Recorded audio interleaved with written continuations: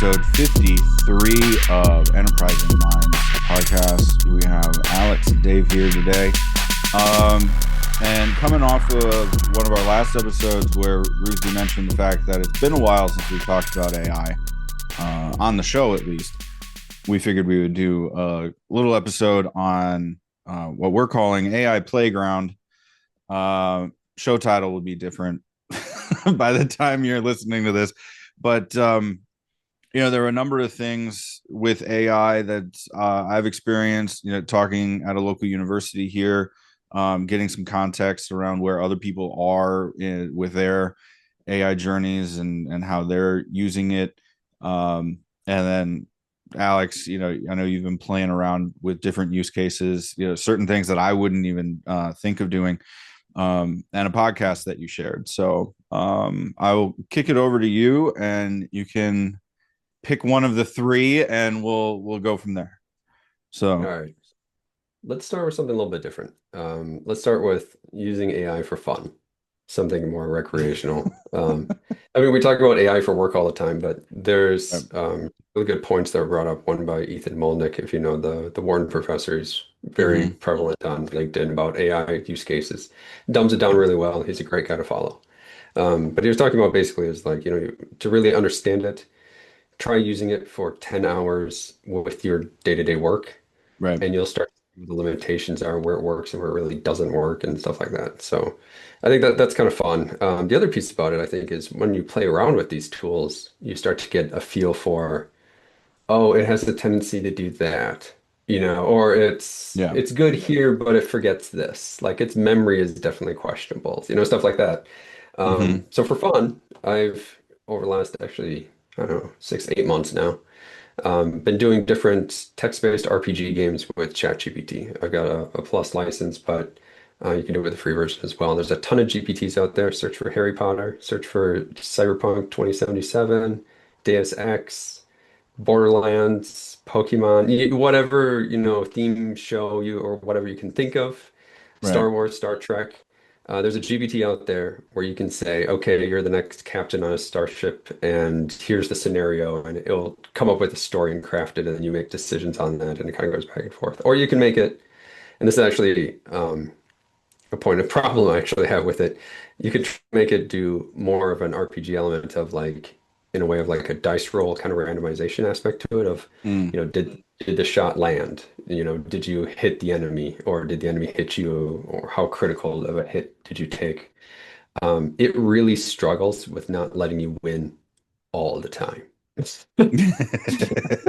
I had it once. It was supposed to be out of 20, and 11 or higher on a roll would be a success. 1 through 10 would be a fail, and it's supposed to be randomized or kind of on that. There's a couple small things, but I did 30 in a row, and apparently I won every single time. So I called it out. I was like, "Hey, I'm winning too much." It's like, "Oh, we'll be realistic now."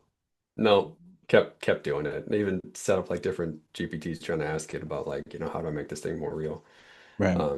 It really likes to allow you to, but it can be super fun, descriptive. You can take it in weird, random ways. I made like a cyberpunk version of Harry Potter once, just because I was like, let's throw some like robots in this, and it worked. It was really fun actually. It was really fun to play around with, and it was cool to see the different tools.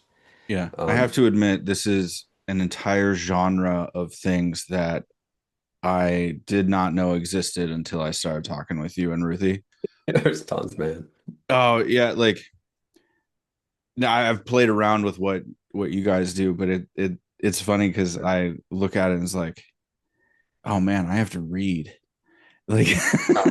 No, that is a big element of it, and I read fairly quickly, and I don't mind that. I enjoy it. right. Coming up with like, descriptive replies and stuff like that is I find fun. Coming up with Okay. novel approaches. Like it gives you three options and you're like, nah, option number four. Which actually this is a funny one. I've always wondered this with the Star Wars movies and why they don't do it. And I had a character do it and it was just like absolutely dominating the story because of it. You have an enemy with a dual-sided lightsaber and you have ability to press buttons, in the air, telekinesis. So why don't you just turn on the lightsaber when it's facing their head? I did it like four attacks in a row of that. It was just like, and done, and done, and done. All right, moving on. It's like, come on, just hit their start button and story's done. That is a good point, actually. I mean, well, because you wouldn't have any movies if you.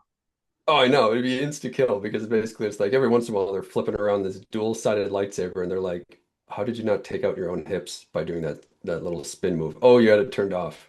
Um, let's turn it back on. Right.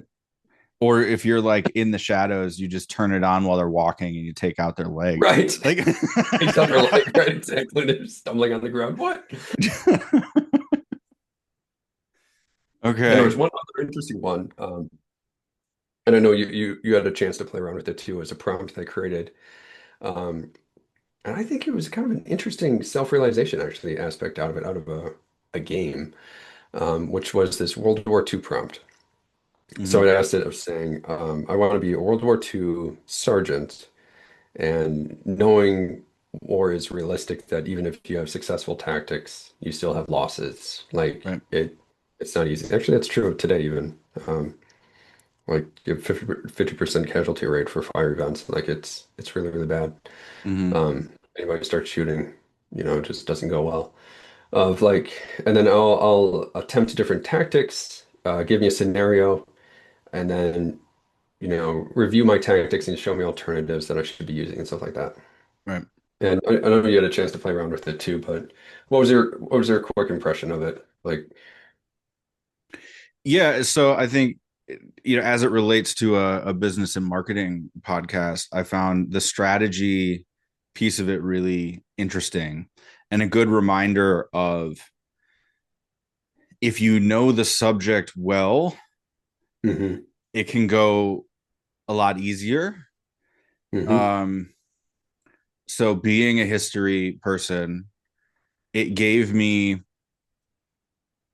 it gave me this scenario of trying to clear out the hedgerows on D-Day, Yep. right? So it's like, okay, that that particular thing was I know what the army did because I like history stuff. History buff, sure. Yeah, so I said, hey, flank them in the hedgerows, stay quiet until so and so throws a grenade at the machine gun nest, Sure. and then Yep. once the grenade goes off, open fire. Oh, smart. And to your point, um, every, what was interesting to me is it was like, hey, somebody started firing early, and because of that, they got wounded. hmm You have one KIA, but you took out all eight of the Sure. the enemy or whatever. So yeah, the having the costs of your decisions be readily apparent is very interesting because in real life, yeah, of course, that's just sort of an obvious thing. I have to send these people into danger if you're a military Yep. advisor or whatever, right? Yep. That is in stark different it compared to my normal day to day, that is very different. Where I don't know that many people are thinking of, what are the immediate impacts if I choose to do a TikTok strategy, or you know, what could be the negative brand impacts of this particular campaign? It's just, well, let's just try it and go. Yeah. Well, Somebody yeah, I mean, forgets it's your lower hashtag and stakes, takes it. Yeah. obviously, but um yeah, having both the good and the bad um to have to try to deal with straight away was an interesting thing to have to deal with. So I enjoyed it. I don't know that I could do it for very long, but it did get my Sure. mind going where it was okay, if you had multiple scenarios like Black Hawk Down, or Sure. um The event. the one of the what was it? It was recently like the 75th anniversary or something. I have the the timing wrong probably, but um of like the Vietnam extraction and that really famous Okay. photo of Sure. the helicopter taking off from the embassy. Um, so it would be interesting to, if you're interested in strategy, to play around with those types of things. Yeah. Well, one realization I had, speaking of like the consequences aspect, was Hmm. I played numerous, World War II video games. Call of Duty was, in Right. that. I mean, a lot of those early video games were. And then there's actually a stat out there now that there was more hours of movie hours of D-Day than there were hours, more than 24. Like there's so many hours of footage now because it's been portrayed so many different ways. Right. But with a movie, you're along for the ride. It's an extremely linear path that you don't make Right. any decisions on. You're sitting and you're watching. In a video game, it's actually pretty similar because there's a tutorial, there's like one route you can go, you run down the one route, you encounter the same enemies in the same spot if you play the game 10 times in a row, same scenario. Right. The second time you play through, you know exactly where they are. So there's this feeling of like you can always restart or you can always, fail, but fail isn't such a bad deal. It's just a game. Given a blank scenario and just told to go, Yeah. is so radically different than these very linear path or along for the ride kind of experiences. And again, if we actually want to talk about like more of a business leadership aspect, it does actually get you more in the mindset of this is leadership. This isn't following, this is leading. You have to, Right. it's an open field and you got to figure out how on earth you're going to deal with it. I just thought that was kind of fascinating because it was such a mind-blowing like little like moment to understand like my gosh, all these other experiences were just, led along in straight Hmm. line, Hmm. and this one was you're probably going to fail and this is the rough scenario and things aren't good. Right. Go.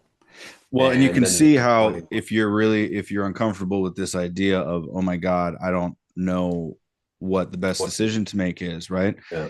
Yep. I was having a number of conversations with people around um we're data led decision making and blah blah blah blah blah. And it's like, okay, but here's the problem with that, right? That only ever tells you what worked in the past. Yep. And That's if you true. actually want to do something cool, you want to do something interesting and unique, you have to take a chance. Yeah. And I have met so many people that are so afraid of making a decision like that because for their entire career, they've been told, look at Google Analytics or look at Adobe Analytics or whatever other analytics that you have to make, de-risk your decision making so much that everybody feels comfortable. Whereas Yeah. true leadership is, I'm going to make the best decision with the information I have right now and we'll move forward. Yeah. Right. And I think we mentioned this in a different podcast. It's the differentiation between a leader and a manager. Right. Yeah. At least in my mind. At least in my No, that's mind. absolutely it. There's actually, I mean, two real world examples of that. I know the guy at AARP who did it, but Wall Street Journal is the second example of organizations who were on a very, very different track, who decided Mm. to suddenly get into online games, and it saved basically the business or took the business in a whole different direction. If you think of all the different newspapers and news outlets that have gone down over the years, Wall Right. Street Journal stands out as one who's actually profiting. And why? Is because of their games, the Wordle and all the other ones that they have Yeah. New York has Times like that. such, Yeah. yeah, such high revenue that it has allowed them to exist and to build. AARP did the same thing because they realized that basically a lot of retirees were looking for free online games because they're bored at home on a computer, and that's what they're looking for. And there were so many searches for it that this guy decided from an SEO thing, he pitched it hard and he decided to pivot and they became ranking number one for free. It was like free online games or something like that. So massive Hmm. term, tons of volume, and not surprisingly, huge effect on membership signups. Basically, turned the company a whole different direction. But the thing Right. is, in both of those stories, those are organizations that had nothing to do with those pivots, and those pivots were massive for their future. The Yeah. data of the Wall Street Journal, New York Times, doesn't matter what the publication was about their articles and whatever the hot article was. Right. nothing to do with video games. And suddenly they decided to go in a different direction and allowed them to weather the storm that was, basically online membership paywalls and all the rest of that that has crushed so many others. Right. It's, yeah, it is that open scenario and coming over the novel approach and saying, okay, that's our past, doesn't mean it's got to be our future. Hmm. Yeah. So around decision making, right, and around Yeah.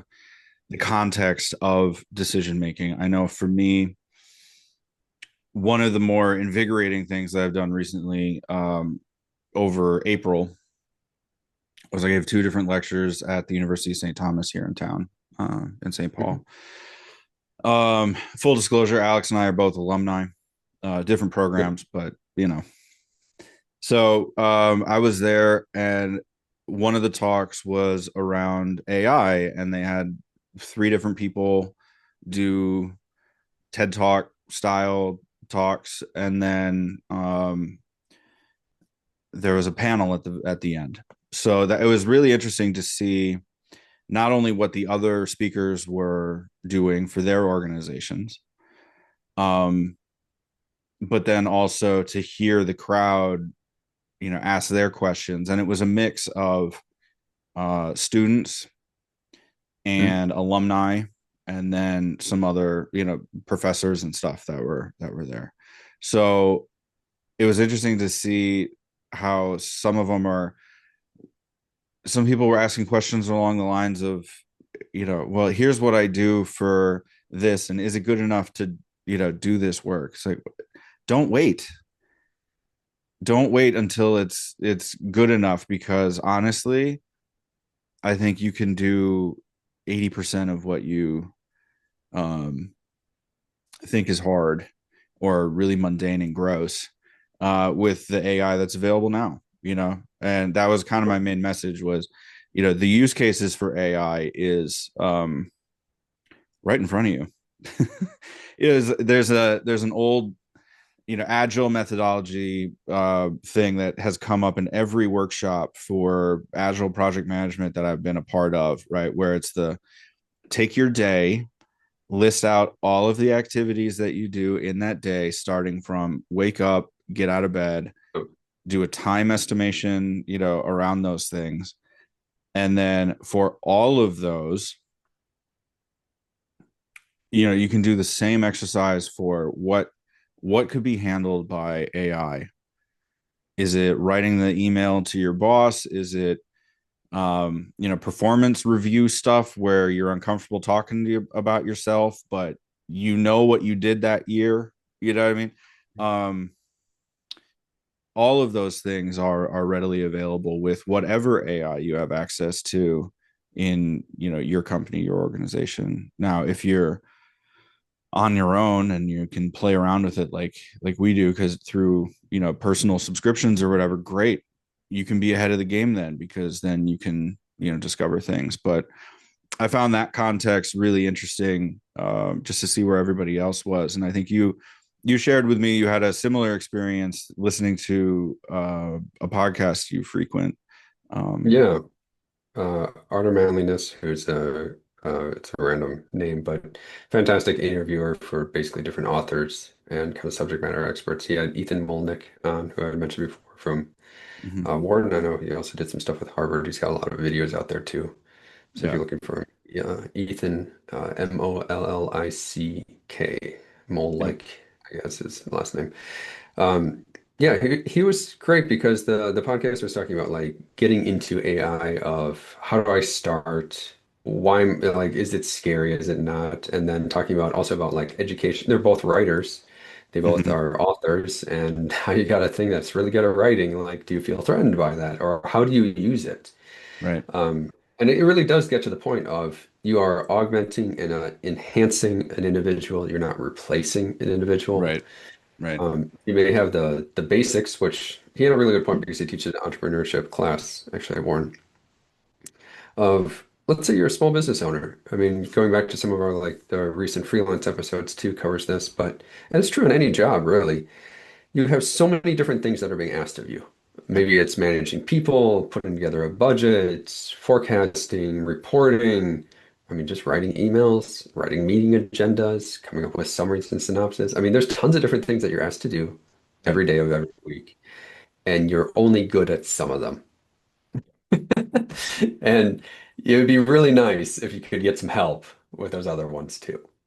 Right. So that was one of their main points was like, you know, there's always parts to every person's job that they enjoy and other parts where they don't, or they're good at and they're not so good at. And either you want some help to kind of help boost yourself up or even help in a way almost replace in that area. It Yep. doesn't replace you overall, but it's an augmenting thing. But yeah, to your point about like knowledge status, that sort of thing. It was oddly reassuring. I mean, definitely learned a few things in the podcast, but it was oddly reassuring of how many different topics that we've talked about of how AI is created, where it comes from, how it thinks, the limitations to it, all those different things was something I was familiar with already. And it was very nice to be in at least feeling like I'm in an area of at least I'm slightly above average. I can't say I'm an expert by any chance or any stretch, but at least I'm on the ball, at Right. least. And I think that's important too, of like trying to keep on top of it. There was a different podcast we're talking about. It was the product owner, uh, chief product owner of OpenAI, and he had mentioned this quote, and I just love the idea of it, is the AI model that you're using today is the worst one that you will ever use. Mhm. So if it can't do something right now, that's actually good, because that means you're a little bit ahead of where it's at and you'll eventually be ready for when it is now able to help you with that task. And Right. you'll be able to turn that into. So maybe you had a business idea or creative idea and it wasn't able to help you. It had a bunch of errors. It forgot a whole bunch of stuff. The memory was bad. You kept having to repeat yourself and it made up stuff. Try it again today and try it again in a couple of months and it'll be better and better. I just had that experience actually today. I was doing some light programming development, Google Ads scripts.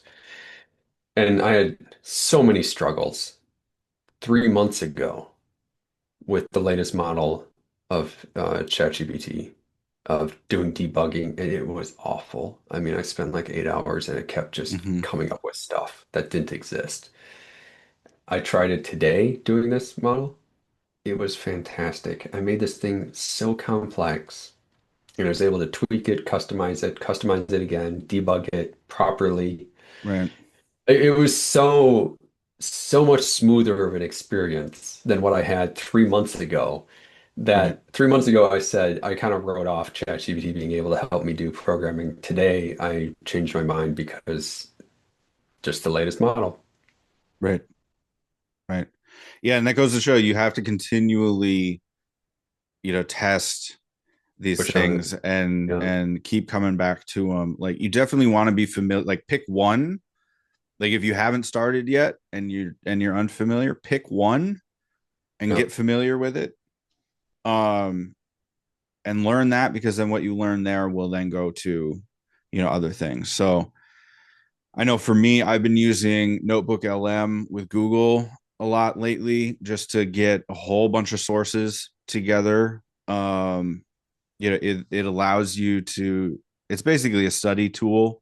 Um, and so like I have 51 episodes from this in one notebook to ask questions about the different episodes, like where did we talk about these topics, or Sure. who brings up analytical stuff more than anybody else. I can query those things, and instead of having to go through all 51 episodes again, right, and spend that what over 2 days of listening to us talk about stuff, Oh, I can yeah. pick that stuff. I can pick that stuff up and get a generally good idea. Another thing that I did with it recently was I have a number of thought leaders and YouTube presentations, TED Talks or talks at universities that I like continually go back to. And so I put all of those in a notebook, LM as the sources. And then I said, hey, I want to get better as a public speaker, but I want to incorporate different elements of these, thought leaders into how I present myself. Like, what are the things that make them unique? Where do they overlap? What are the topics, in these things that go? Because I'm just trying to figure out, like, why do these guys resonate with me so much? Right? What is it Sure. about each of them that stands out to me? So that I can either learn from that or leverage that in my own presentations. And that was actually really fascinating as a help, because I'm really familiar with these presentations, but to then play around with the ideas or the way in which they present, get a kind of style guide from that, right? Because there's so much of that you kind of intuit as a human being. You don't Right. really think about it, right?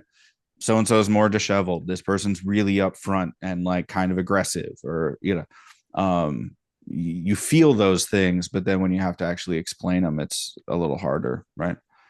Um, I know from my own like work side, one of the things that I struggle with is creating a business case around a good idea for to convince other people that my idea is a good idea. I could, as like a creative person, I'm just like, well, yeah, it's a good idea. We should just go do it. Sure. And that doesn't necessarily fly, right? Like this. So I went and I just said, hey, you know what? Help me think through the business case for um, sending me to this country to do these things. And it was great. Within an afternoon, not only did I have a draft business case for it, I also had a tentative schedule for a workshop, for the whole trip. Like, and then I was able to say, hey, okay, based on the decision makers push back on this presentation, um, on why they shouldn't agree to this. And Sure. then I was able Yeah. to work through those things as well. So that was really helpful, because otherwise I was sitting there going, man, I've maybe done this once and it was a long time ago and I don't have that document, and I don't, like, Sure. you can Yeah. just spin so quick with that instead of just going, all right, help me do this, Yeah. you know? And getting those other perspectives, I mean, that really helps. I mean, Yeah. just there's always the practicalities of things that you kind of, it's easy to get focused on the vision Right. and lost in it and ignore all the other little things that And might I'm derail or could totally change it. guilty of that as a human being. I mean, it's also, it's a mix to a team that's required. Right. Uh, Right. you can't have all pragmatic people and you can't have all optimistic people. You can't have all, I mean, you need that mix to actually have a team move forward. So And that's why this podcast works so well. different personalities, man. It helps. Yeah. Yeah. So I think the kind of the takeaway, at least with this for me, was, well, it was there's a quote from Professor Galloway, who I'm a fan of, and his Mhm. work and stuff, but this isn't necessarily his line, but he says it a lot, so that's why I'm attributing it to him. But nothing is really ever as good or as bad as you think it is, right?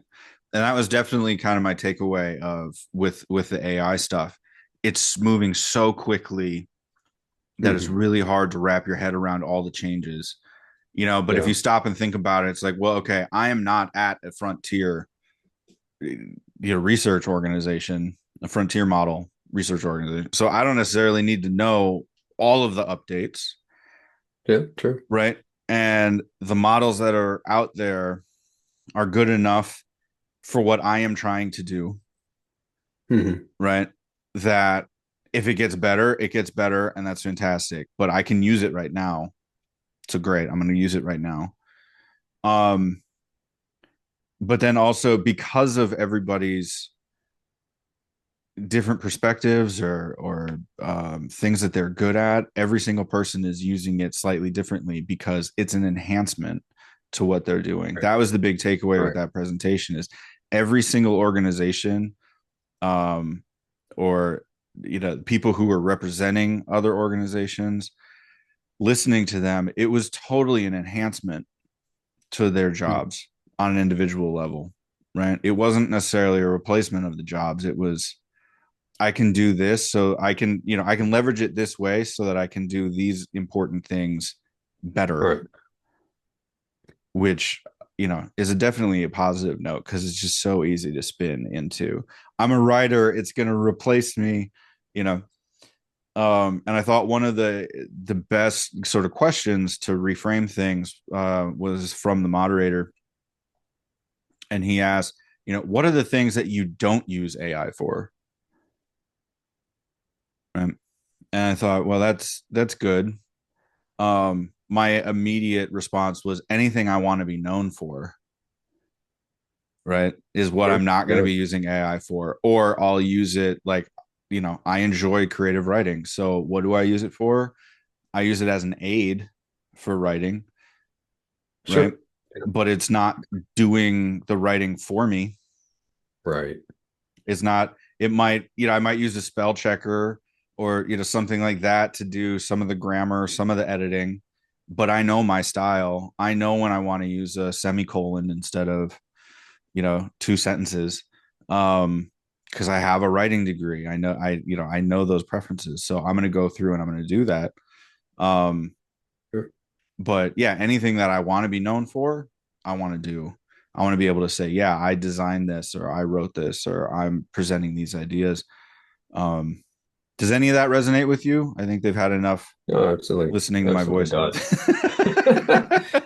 No, it was kind of weird realization I had. I don't know if I mentioned a few episodes back, but it was realizing how to get a project done. And how you get a project done at any company is you talk to people, and Right. they are all different personalities. It takes, to your point about business cases, I mean, you can say you're leading with a certain type of energy, or you prefer data analysis, or you prefer visionary statements. I mean, all the other things. But everybody else Right. that you're talking to also has those preferences, and you have to modify your message constantly Yeah. to kind of work in their priorities, to get your project to be prioritized, to get the resources toward it. And I mean, even the issues that you run into and hear about, they may be, maybe everybody's working from home and everything's being done with text. So there is something that an AI could work off of, but it's not solutioning for you either because it doesn't know all the other complexities of things going on either, or what Right. direction you want to go in versus what you've written down so far in a PowerPoint. I mean, I've got a handful of PowerPoints in 3 months of a new job, and that does not even contain like a percent of what I feel about this company, product line, future growth, market Right. problems, market research, competitor set. None of that's in those couple PowerPoints. It's in me. It's just through conversations to what I've learned and all the other things. So it's like there's so much that it can, yeah, it can augment. It can totally, and it has written some of those or edited some of those sentences in those PowerPoints. It absolutely has. And it's made it easier to read, more easier clarity, more concise, punchier. Totally makes sense. It was great use of it. Did it come up with a concept of, hey, you know what I think would work for this person is a PowerPoint slide versus an Right. email? No, it didn't know that. Like, Right. did it know how to write that slide in a way that was actually like really fitting for that particular audience and what I was trying to, educate on? No, absolutely not. Like, it has limitations all over the place. So it's not like, I mean, I think the idea of like it replacing all of our jobs, no, no, Right. it replaces quite few of them. That was actually, it was funny. It's a piece also from the podcast, the Ethan Molnick one, where he had mentioned that. I mean, it has changed jobs in some aspects where there was in a particular country, there was over 40,000 people employed writing papers for American students. These were Right. Yeah. purchased. Wasn't that like it was some African country, right? As Kenya, I Yeah. believe. Okay. But did it change things for those people? Absolutely. Um, is it going to make life potentially even better or easier? Yes, actually. They're just easier creation of content, better competition edge kind of versus other competitors. I mean, if you've got 40,000 other people who are doing the same stuff as you want to have a competitive edge against them. I mean, produce more, do more, be an expert in more different areas. That's a that's a beautiful tool to be able to kind of start doing those different things. Right. Is there going to be the same kind of demand? Maybe, maybe not. I don't know, but there will probably be some pivots and shifts. But already students are using, AI to a great degree. His response to that was, from an educator standpoint, it actually doesn't change a whole lot. We used to have no calculators, now we have calculators. There was still the same thing of what's useful to teach today. Right. How do I change my teaching style? Like more in-person exams, blue book exams, that sort of stuff, pop quizzes, all that stuff that no, you don't have access to that tool. What do you know in your mind? Right. And then using those tools as better tutors where you still have to do the work. It doesn't just give you the answer. So you're still being educated with these tutors, and there's been some great results Right. showing that it's helpful in that direction. So I don't got to go in a bunch of different directions here, but it's an augmenting tool that, yes, has shifts depending on your occupation. However, I don't fear it. Right. And I think that's a big shift from where people were at maybe 2 years ago when it was AI, oh no. And now it's, yeah, of course I use ChatGPT. Like that came Right. up in a meeting I was in. It was like 30 or 40 kind of upper level people, and they all admitted that they're using ChatGPT every single day. Yep. And that, yeah, man, we need to put together some policies. So it'd be a good idea. Um, but that's the prevalence of augmenting, Right. not Yeah, replacing. and I think for me, I've been able to use it for like the optional extras a lot, right? Where it's like, oh, wouldn't it be nice if we had these things? Like, well, yeah, okay, hold on, let me go talk. So, um, for example, putting together just, I mean, we've talked about it, off camera about like, hey, what should the logo for this podcast be? What should the colors be? How should we do, whatever. So we have those general things, but we didn't necessarily have brand guidelines or like Sure. content repurposing guidelines. Do we need them? Not really, because it's me that does it. But No. just to have it documented so that we can reference it, or I have a cheat sheet as I'm going about things to make sure that we have a consistent voice, consistent style, those sorts of things. It was fairly easy to you know click the voice mode, start talking, start chatting, and then say, hey, of all the things that right, because of the recent memory updates with ChatGPT, of all the conversations I've had with you about this podcast, help me create these brand guidelines using what you already know and then leveraging this context that I'm adding to this, right? Mhm. Um, and so it was because I've written those documents before, I knew generally what I needed in there. Um, just to be sure, though, I went ahead and used Gemini Deep Research and said, hey, give me an updated sort of guideline for what should be included in a modern content repurposing brand standards, brand guidelines kind of things, right?